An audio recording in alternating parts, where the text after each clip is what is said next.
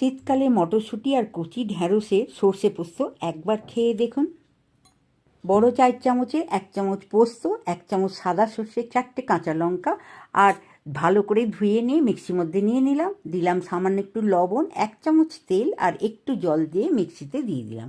কড়াই তো গরম হয়ে গেছে, এর মধ্যে 3 চামচ সর্ষের তেল বা রিফাইন অয়েল নিয়ে নিন। সামান্য একটু 5 ফোড়ন, কচি কচি ঢ্যাঁড়সগুলো নাড়াচাড়া করে দিয়ে দিন সামান্য একটু লবণ। সামান্য লবণ আর হলুদের গুঁড়ো দিয়ে ভালো করে নাড়াচাড়া করে সর্ষে পোস্ত কাঁচা লঙ্কা পেস্টটা এর মধ্যে দিয়ে দিলাম। মিক্সিটা ধুয়েও এর মধ্যে জলটা দিয়ে দিলাম। সর্ষে পোস্ত কাঁচা লঙ্কা পেস্টটা দিয়ে সামান্য একটু চিনি দিয়ে নাড়াচাড়া করে ঢাকা দিয়ে 5 মিনিট মিডিয়াম গ্যাসে রাখলাম। অনেকটাই তৈরি হয়ে গেছে পোস্তটা। এর মধ্যে মটরশুঁটিগুলো দিয়ে 2 মিনিট নাড়াচাড়া করে অপূর্ব সুন্দর তৈরি করে নিয়েছি মটরশুঁটি দিয়ে কচি ঢ্যাঁড়সের সর্ষে পোস্ত।